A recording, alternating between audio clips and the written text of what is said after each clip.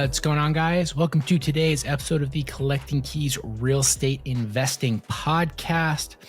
This is the show where we teach you to make massive income, not just passive income with your real estate investing business. This is the first time joining us on this fine Wednesday.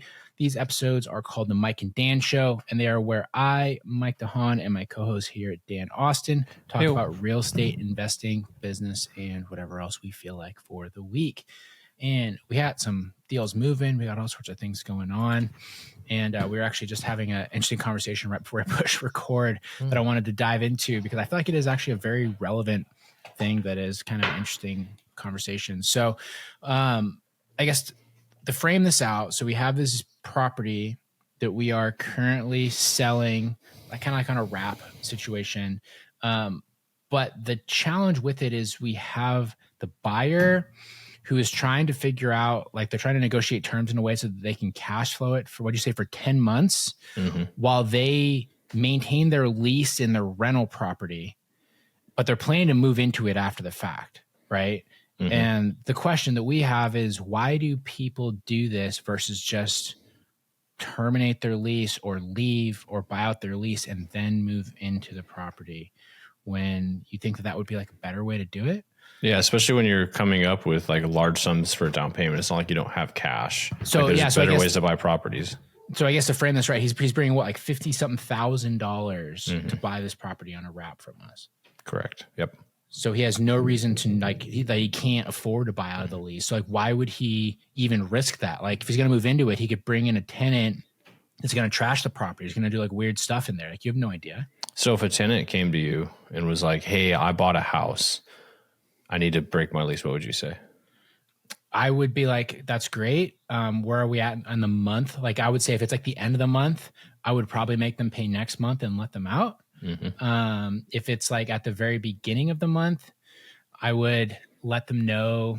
I would say like try to get them out like a little bit earlier so that I had time to try and reduce my my emptiness rate. But I would say that I'm different. A lot of property management companies are not like that.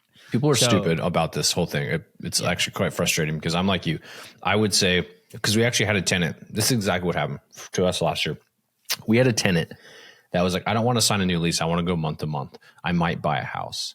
And I was like, "No, you're not. That's probably not going to happen." So I didn't say that to them. But in my head, I was like, not in this market. It's just going to be so hard for you to buy one with your price range. And because I knew what her price range was because she was renting from us, I said, "How about this? You're gonna have to take my word for this. Sign a 12-month lease with me. We're going to keep the rate the same because we were already at the top of the rental market.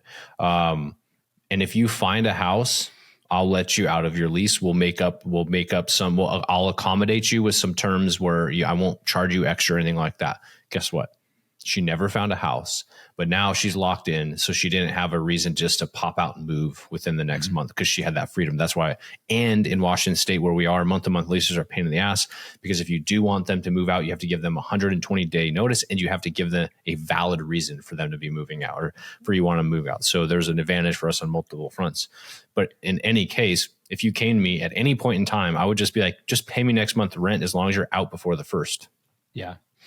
Totally. Yeah. I mean, and it's funny though, because there's a lot of, I would say, career landlords, people that have property management companies, things like that would say that we're stupid for doing that. Right. I mean, what is the option? You make them pay for like 6 months, even though they don't want to live there. So there's a lot of different ways that PM companies do it. So I went through the same thing when I bought my first house out in Tacoma back in 2015, whenever that was. Sure. And so we had a property that we were renting, right? It was like an apartment, and we had basically just re-signed a new 12-month lease, but they had like not tripled, like they had increased the rent like significantly. It was like almost 2x, like a lot, right? And I was like, this is fucked. Like I don't like paying this anymore. And I was at the gym and I connected with a friend of mine, okay, who had just bought a house, and he's like, bro, he's like, having a mortgage now is so much cheaper than rent in this city. And I was like, really? No shit.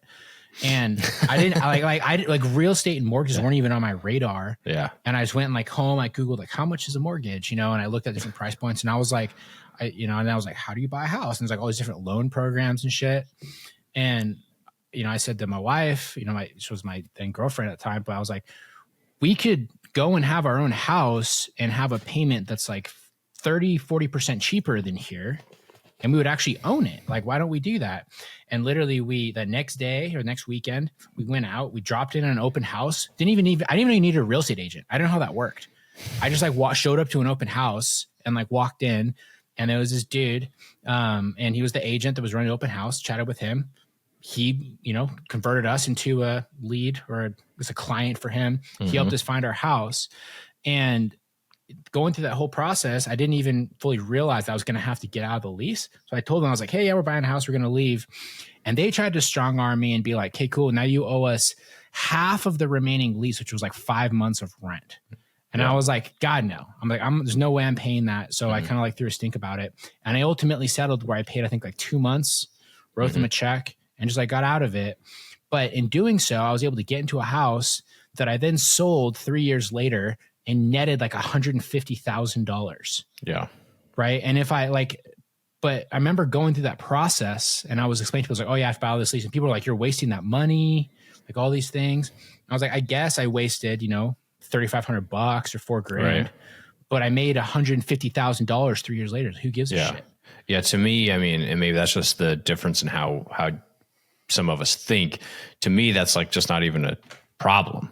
Right. No. I get it. If you're like, I guess to step back, if you're a first time home buyer and you're trying to do a 3% down VA loan on $250,000 house and you're barely making it, that's going to be a big deal for you. So I guess I understand it from that perspective. But when you're coming in with, 50, 60 grand, and you're going to make a potentially poor financial decision, because of that, like I would just totally negotiate with my landlord, or even if it's a big institution, be like, hey, here's the deal. Here's what's going to happen. Yeah. I mean, but this is also where we'd be on the other end of the hill too, is I would argue for most people, if you are stretching to make that 3.5% down payment, you probably should not be buying. You're probably not ready to buy a house. That's 100% true. Very accurate. You're going to get wrecked on that early interest plus the PMI, right? The mortgage insurance, so much so that you're not even going to have like any pay down. You might as well just be paying rent. You're just paying rent to the bank. Yeah. Like honestly. You are. And you're taking on the burden of the risk of managing your property, which, I mean, property ownership, like I think it was Grant Cardone for a while. He always would preach like, I only rent, I buy, I don't buy. This is why. And there's like a lot of like actually validity to that, because like owning a property, like your personal residence, I'm talking about, costs money. Any house costs money. You have roofs and siding and windows and landscaping and, I don't know, pay someone to pick up your dog poop, whatever you have like on your operational expenses of your properties, like that adds up. And so in some cases, especially when you can barely afford to even stretch to buy that house, how the hell are you going to even maintain it? And then guys like me are going to drive by and say, oh, that house looks like they're in distress. Let me see if they'll want to sell it. Mm-hmm. I mean, and we're all the realtors, or a lot of people in general will argue against this, is they will say, well, if you look at the net worth over the last 10 years of someone who's a homeowner versus a renter, look at how much higher the net worth of the homeowner is. Totally. That's also because we just went through an insane real estate market. Yeah. If you look at that same graph from like the mid 70s to the mid 80s, I'm pretty sure it's not the same. Well, we go into some of these non-appreciating markets or non-historically appreciating markets, and we're buying houses for like the same price that people bought them for 20 years ago, and they're dilapidated now. You mean like around the United States? Yeah, a lot of the places that we go to in some of these southern markets or Midwest markets, like literally the value of the property right now is less than it was 20 years ago. Yeah. So that's a possibility for a lot of people. Mm-hmm. And that's still including inflation. Yeah. Right? That's still including inflation. Like actual inflation. Book number is less. And there's also that money is worth less than it was previously. And you got to put enough money into it that the amount of money you have to put into it to get it like really market retail ready is what you're paying for it. Mm-hmm. Yeah. And people, like when you're in that phase, you do a lot of your own work. I mean, even when I bought my first house here in Spokane, we opted to not have the base. It was a new build house that we bought. We got it for a really good deal because we bought it with the lower level, like not finished, because we were going to finish it ourselves, like a split level. And I remember when we talked about that, like, well, he wants to finish the lower level, and it was going to be like an extra $70,000 on the list price for the house. And I talked to you, and you're like, that's fucking ridiculous. So we just, I mean, this was kind of my foray into real estate a little bit, was just school of YouTube. Me and my wife, we were like, trussing out the HVAC and like doing drywall and like doing all the shit. And it cost us like $9,000 to trussing do all out the what? Trussing out the HVAC. Whatever, What did you know what I'm talking about. Furring it out, where you furring it out. Yeah, I'm not a construction guy. Get the fuck out of here. But somebody's laughing right now. Hey, there's a reason that I've always been on the back office, like marketing acquisition side of our business. Dude, even on our coaching call today where you and Mason were talking about the surveying. Oh yeah. I was like, I don't even know what the fuck that means. Like and I know we've done deals that involve this, but I'm just so far removed. Like, I don't want to do that. Yeah. No, I hear you. But yeah, I mean, that was kind of like my foray into real estate was going through that. And I was like, this isn't that hard. I can like fix up a normal house. It cost us $9,000. And then at that point, the market had gone up like a little bit. It took us almost a year. I refinanced our property and we bought it for like $210. And when I refinanced with extra square footage, it appraised for like $325. Yeah. And so awesome. because interest rates had come down, I just did a fat cash out refinance, got a bunch of money in the bank, and my monthly mortgage payment stayed almost the same. Like I think it went up like maybe $150, but I was like, I don't care. I got $85,000. I'll just use that to pay the $150 right now. That, and you know what? That's actually another good point that that was during what I would call, I guess, the ZIRP period is what people refer to it as, the zero interest, whatever they call that, zero interest rate, something, ZIRP. You ever heard that? Never heard that. Yeah. Mm-mm. Yeah. So that was the time when the federal fund rates were like zero for so many years, right? Or super low. That's taking advantage of that, right? You were basically taking advantage of the growth during that period as rates were coming down, because you bought that house in, was it 2017? 2017, right? And then you probably refied it in 2018, 2019. We would have refinanced it, I think, like late 2018 or early 2019. Yeah. So that kind of that time in the market where, because rates came down even further because there were some speed bumps there, and then values had gone up. You were able to take advantage of that, which if you were sitting on the sidelines during that period, you missed out on a ton of wealth building. There was a lot of people doing refinances and like remodeling their kitchens, but not really actually taking the equity and doing something with it, because you took that equity and invested in other real estate as well. Yeah. I mean, that honestly, that lump of money that I got was a huge part of my nest egg that ultimately that I knew was going to be coming, that allowed me to leave my job. Leave my W-2 as mentioned. Because you knew you had it. You're like, I got some money now. I'm feeling it. Well, where it got sketchy though too is I'm about to admit to this live on air, but I had left my Avista W-2 at the utility right by the time I was like doing this refinance, and they're like, "Oh, well, you got a job? Like, can I get approved?" And I was like, "Yeah. Here's my W-2s." You're knowing how you're going to quit. You're like, I'm quitting tomorrow once I get approved. I had already quit, but I hadn't actually left yet. But I had already, had a foot out the door. Yeah. So it's hilarious. You're like, I got that one pay stub. You just got to have just to show it to them. You're like, I got it. It was like racing against the clock. I was like, man, hopefully, I think I actually ended up doing it in January, is like when the money came in, and I was like, I don't have this job anymore. Please don't call clarify. Keep your job until you get all your money. That's the lesson learned there. You got out by the skin of your teeth. I mean, we've bought so many houses. The only ones that I've ever had, the only mortgage I've ever had a problem with was a mortgage for this house that I'm currently living in right now. Yeah. Even though I had enough money in the bank to buy this house cash. And that's what I ended up doing. And then refinance afterwards, because our original lender decided they weren't going to do the loan like a week before closing. Right before, I remember. Yeah, I remember, because you were my agent on it. You remember how this went. So I ended up having to buy it cash, rent it back from the builder, and then work with a lender that actually understood how real estate businesses work and do a cash out refinance.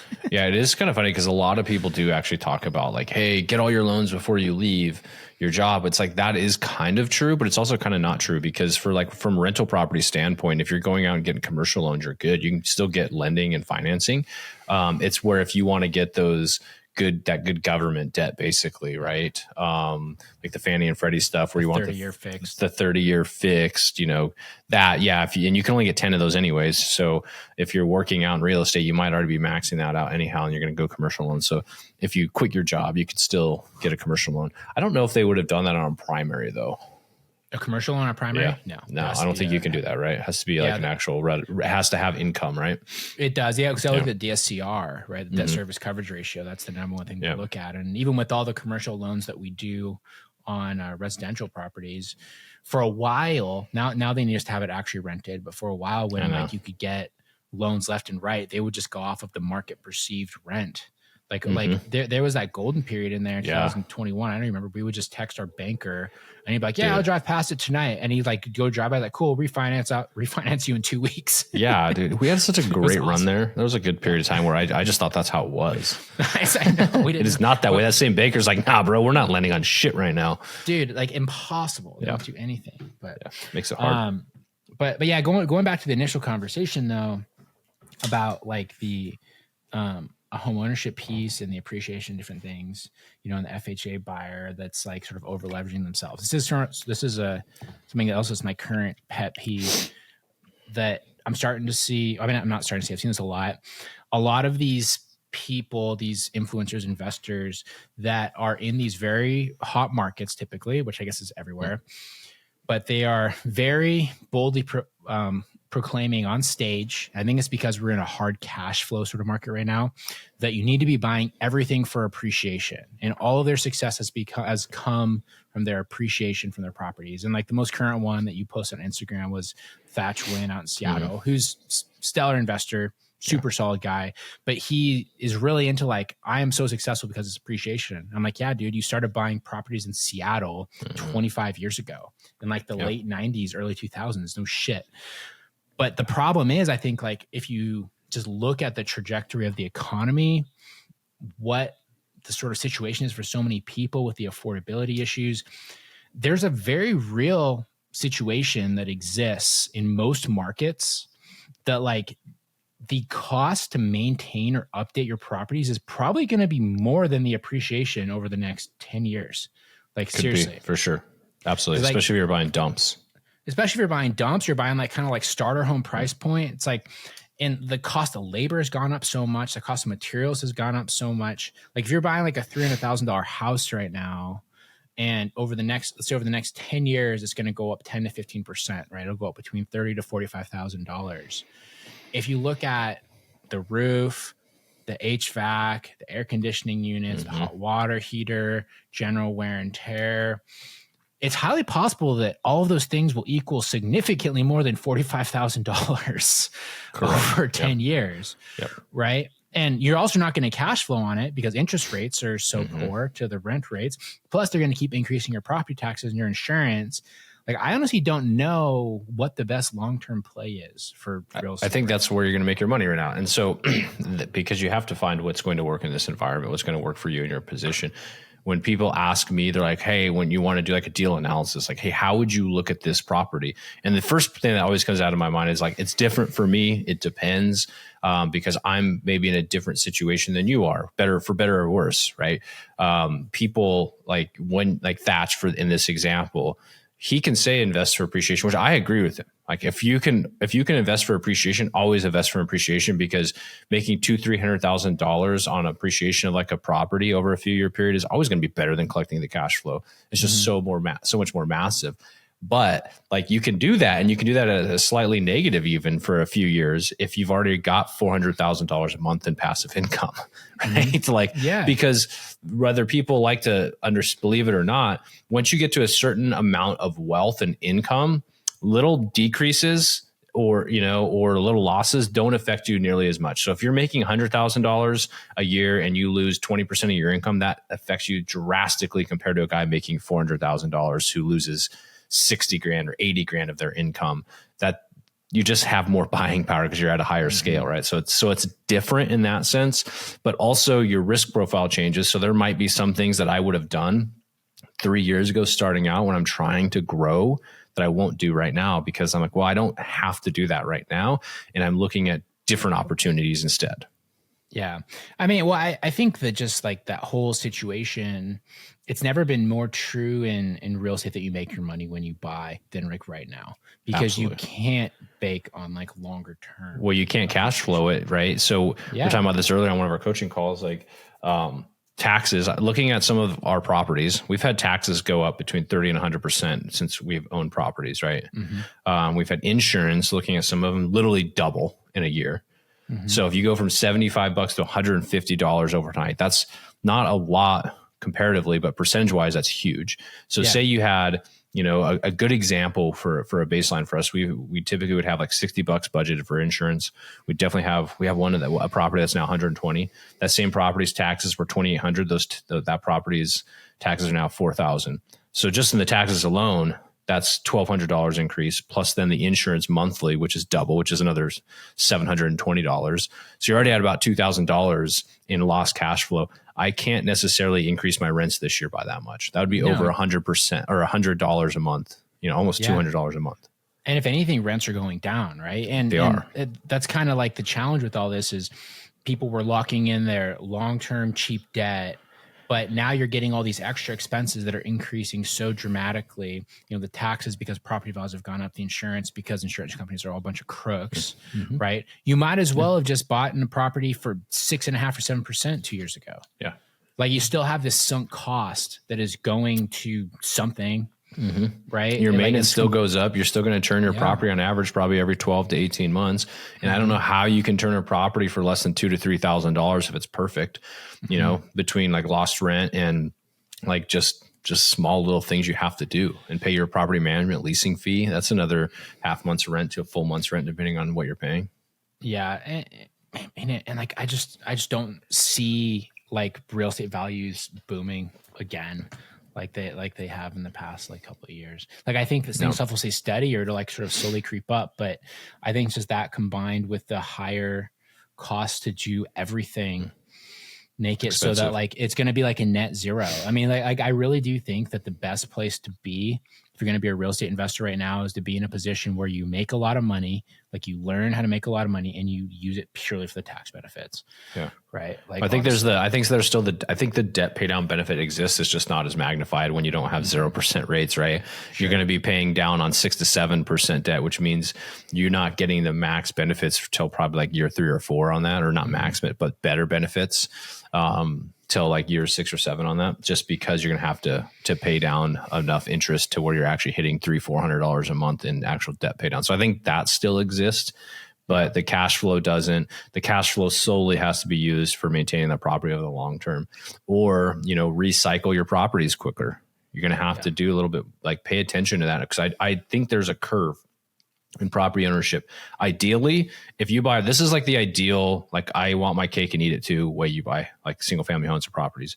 You buy a distressed house, you buy it for cheap because it needs a lot of work. You go in there and you replace and repair anything that can fail that is major or even little stuff, right? But like if there's an old ass hot water heater that's 30 years old, replace it right then and there. Get your HVAC replaced if it needs it, right? Your roof, if it's worse for a replace it. You make this thing nice, and then you refi, burr out of it, and get most of your money out if you can. I mean, I'd love to say all your money out, but that's just unrealistic these days. So you can even get 90% of your cash out, so you got 10% in there. At that point, you have a property that should not have any major CapEx. Your cash flow then will go towards maintaining the property during turnovers and small little failures that end up happening. If you have anything left over after that, that's awesome. Yeah. Outside of that, your profit is going to come from the tax benefits. That's going to hopefully be used to pay down all the massive profits you're making from flipping and wholesaling and other businesses. And then the debt pay down. Yeah. That's your profits. I mean, I think most people ignore all that though, because otherwise you can't justify the investment most of the time. If you're looking at a near-term horizon, most people do. But I remember reading, I think it's Brandon Turner's, the book on rental properties from Bigger Pockets, that they came out with a 2018, whenever that was. And he literally says in there, like how you should calculate your CapEx expenses is you figure out what the lifespan of all the major expenses are, right? And then you figure out the actual cost to replace those things. Yep. And you take the actual cost divided by the number of months of the lifespan, and basically get your monthly cost to do that CapEx. And I remember going through that exercise back then, and I was like, this fucking nothing works. Like it's impossible if you take things like that seriously. And I was like, so instead the game kind of became, you got to get stuff good enough for your holding horizon so that you can make money now. And then you got to sell it before and like pass off the problem onto the next buyer. Yeah, right? that's the truth though. But because there is to round out the conversation is there's a crossover. You can imagine a graph where your appreciation and debt pay down like kind of add value to you, but then the repairs take value away, and there's like a crossing point where you want to sell before the major CapEx items. And that's why I say if you buy it and you fix all those, you're going to get a good solid 7 to 10 years out of that property before you're like, oh shit, I got to really repair this. And that usually the idea is that will get you through a market cycle. So, market cycles, they say on average last 7 years. And so if you're at the bottom of that trough, that gives you time to get to the peak and sell that before you have to go and replace a full HVAC system for 8 to 10 grand. Yeah, for sure. Right. And then you can negotiate that on the sale price, when you go to get to that point in the future, if it is like on the end door of it and like the seller's like, oh, I want you to replace this furnace. Those are great things that are always negotiable, right? You can split it with them. You can tell them no, find a different buyer, right? You can like have some control over the process versus like when you own it totally, it is your problem, right? When you own it and it's like at 90% end of life and you're going to sell it, you can probably get away with much less of an expense because your buyer is going to be pretty motivated to get into the house at that point. Totally. Absolutely. But, it's just, I don't know. My perspective has been changing so much on real estate. And I'll say this is kind of like a universal fact as well that I'm starting to find with people that are actually investing and aren't just like talking about investing on the internet or aren't like living in their nostalgia about like how they were investing back in like 2010 and now they're so should have bought everything because they did. Yeah, exactly. Me and too. like, man, I regret everything that I ever sold, 10 years ago. It's like, well, fuck, of course. I wish I'd kept all my crypto from 2013 too, but I didn't. I used it to start real estate. I'm an idiot, right? Yeah. Well, exactly. Right. You can't ever go back and change your decisions. You have to realize that you did sell properties. Like we're selling properties, at a regular, clip because you kind of need the money to grow. Otherwise, nobody would have a reason to sell anything. You just keep building your kingdom. Mm-hmm. I mean, and that's the mature way about it. And that's something else too, is that like, if you look at people that are active investors that have large portfolios, like Aaron Muchastegui is probably the largest residential investor that we know. He owns almost 1,000 individual properties all through Texas and different places, but he's always selling stuff. Right? Is they look at the ones that have issues coming up, or they look at the ones that aren't performing well, or they have like a really low return equity, and they'll sell those and they'll move on to the next deal that they're also buying with an equity upside at the point of purchase. You're adding value by doing reparations or increasing square footage, doing all sorts of things there, or by buying the entire neighborhood and staying in their own comps, right? That's like the big dog level of it. But like it's not like there's people that are out there and they just buy everything and they keep it forever. Anyone that says that they do that is kind of suspect, because what they're probably doing is to cover any of the expenses or bills is they're going and they're raising more money, right, to restabilize their own properties, and they're paying it out on some kind of debt. But that's almost like robbing Peter to pay Paul a little bit. So some embezzlement going on there. Well, there is in the long-term game, there is the life cycle of like refinances, but that becomes challenging when you can't refinance. Like right now. Yeah. So if you were in that situation where you were banking on a refinance last year and this year and probably into the beginning of next year, that's 2, maybe 3 years where it just wasn't going to be favorable for you to refinance. So now overall your cost of money, like your IRR of this is being reduced because you're not able to get the cash flows at the earliest time possible. Because that's really, you have, when you're looking at a return and you're calculating things, you're not only just looking at how much the total cash flow is, you're looking at the timing of when it comes in, because that means you can take that money and get a compound interest on it by reinvesting it.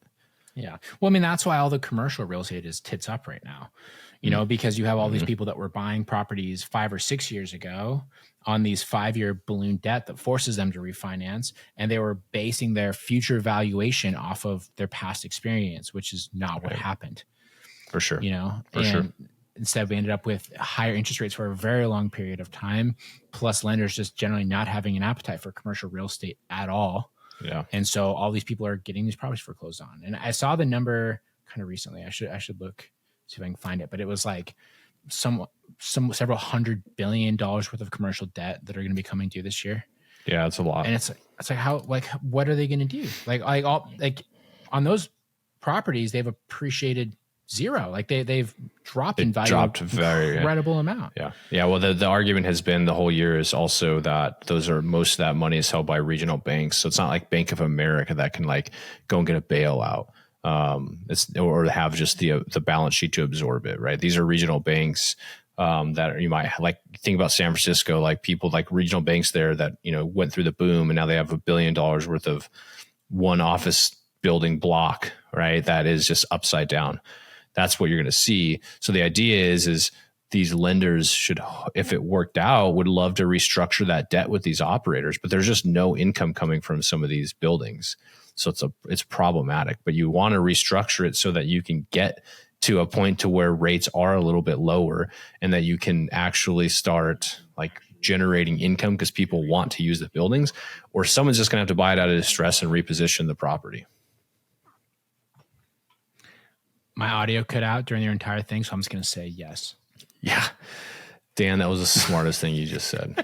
That's the smartest thing I've ever said, actually. I'll have to go watch it on the replay. I'm sure it was really good. I just kept seeing your mouth moving. I was trying to fix it. I know. But, I saw it. These are candid episodes, so we're going to leave that in. So whatever Dan just said, he was 100% right. Accurate. Very accurate. All I know is you don't want to be the owner or an investor with a big office building. When I talk big office, I'm talking like a downtown core area. Nobody seemingly wants to be near the downtown core of most of these cities anymore. And they're kind of like still flooding out and not wanting to go back. Some employees are holding their employers hostage. Like, hey, I'm not going back to the office. I don't care. And there's these edge cases, right? A lot of this is in these extreme cases, but even where we're at, a tertiary market where we don't see like, in Eastern Washington where we're at, we don't see these big, huge bump ups and downs, even though we've been a hot market recently. It's not compared to like what you would see in these big metros like San Francisco, Seattle, LA, New York. But even then, if you, like, I have a friend that does a lot of stuff downtown with leasing and office spaces, and like it's ghost town down there. Yeah. Yeah, I mean, especially in the Northwest, though, it's such a homeless issue and such like it's like general. I think that's just becoming major metros now in a lot of these areas. I mean, I don't know, West Coast thing. I think it's a West Coast thing. Like when I've been in Texas, and I've been to Austin several times. Like, there's definitely homeless people there. It's not like here. That's unique. That's like going to Boise. They make sure there is no homeless people there. Do they? I've been in Boise a long time. You're like, why is there no homeless people here? There's a reason. Yeah. So, but you go to some of these other cities though. Atlanta, another good metro on the East Coast. Like, there's some pretty rough problems. I can't speak to their downtown as far as office goes, but I know they've got a lot of rough problems in the metro and crime and stuff like that. And so, I think it's a challenging market to be in for multiple reasons.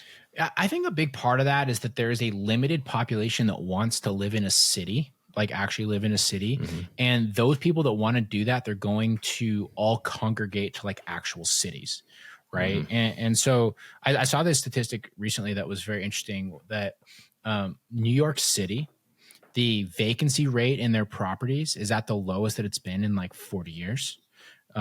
Because there's this huge draw for young people that want like the city lifestyle. Yeah. Right. And so they're moving to New York City, right? Which makes sense. It's like, you know what? I really want to live in a city. They're not going to live in fucking Cleveland. Right. I mean, Cleveland's not bad this time of year. I mean, but they're going to go to like the city. It's the way that young people are. Is like, if I'm going to do something, I want to do it to the max. Sure. Right. They're like, they want to live life to the fullest extent. They don't want to like compromise so much. So they're going to go to like the most extreme example of a city that they can think of. It's just like the other part of it is people that don't want to live in a city. Right. You see all this major trend of people being like into homesteading or going and buying land and living on a freaking trailer out in the land. They're like, I don't want to be the city person. I'm not going to live in the suburbs. Yeah. Right. They're going to go the complete opposite direction. Yeah. They want to have chickens. They want to have chickens. So I think that's like the mid-sized cities are the ones that are going to really be in trouble with that. And commercial real estate will be the first thing that really gets punished. But well, it's harder to reposition, right? Because like down here, it's going to be hard to go and like reposition an office building into like a condo because we're not a condo city. No. Like we generally speaking don't have a lot of downtown lofts or downtown living, and most people in our area don't want that. Yeah. You can probably still go to the Bay Area, San Francisco, and some of these big cities, and maybe if they're able to reposition those buildings, then they will. But other than that, I don't know what's going to happen there, but I do know the big scary thing is people like, who cares about these people that own these big buildings? Well, it's the hedge funds and these big institutions that have people's retirement accounts that are the ones investing in it. And so the everyday blue collar worker that works for New York City, for example, his pension is relying on that office building being worth $1 billion, not $700 million. Yeah, it's going to reduce their returns. It's also a lot of insurance companies. Yeah. They like life insurance companies or general insurance companies, they hold a lot of their value in those properties. And if they start to lose that return, guess where they're going to get it from? Your premiums. Right. Yeah. And so it all kind of like trickles down after a while. Yeah. But, yeah. Anyway, so who knows? I don't know. Like the real estate space in general is so tricky. I just really think it's now more than ever, it's so important that you learn how to like actually make massive income and be fully in control of yourself and be willing to be agile, and don't ever be going into things with this like super fixed mindset of like, I'm just going to buy 10 properties and pay them off and live on them forever, because you will have issues and you will ultimately fall behind. And if you're able to figure that out, you might be on the high horse for a while, but over like the middle and long term, you will just get further and further and further sort of like backwards from where you started. Yeah. If I could like add to that, what I would say, what I'm thinking right now, what I'm feeling right now is like what you saw worked really well the last 5 years is not going to be the way to make wealth. It is to be able to learn how to generate true income, not just passive income from rental properties. You can still make passive income other ways. I'm just saying that from right now in the near term, rental properties are probably not going to be the way to do it. You should still try to buy them and still accumulate assets, but you just need to make sure you're doing it the right way and then generate income through what we would call like your wholesaling and flipping business, or replace that with whatever business that generates great income so that you can invest in that real estate and it doesn't have to be this perfect burr. But then I would also say that the gurus out there on the stages telling you how to do it, they made their money in the last 5 years. And so that way probably won't work. So don't take it, take it with a grain of salt. Don't take it as scripture and as the, whatever. It can be vastly different going forward for you to make your money. And the next gurus are going to make their money a different way. Totally. And I think the key is to understand the concepts that they teach, but learn the implementation for yourself and don't try to like copycat. I think that's probably less doable than it's ever been. It's not as easy as it was. Yeah. So cool. Anyways, all right, we'll wrap up there. Well, thanks for listening, everybody. We hope you enjoyed this edition of the Mike and Dan Show. Give us a follow on Instagram. We've both been really trying to push that recently, and so we would appreciate a follow. I'm at Mike_invests. Dan is at Investment Dan. Go over there, shoot us a DM, and let us know what you think of the show. We'd appreciate it. Thanks for listening, everybody, and we'll talk to you next week. See you.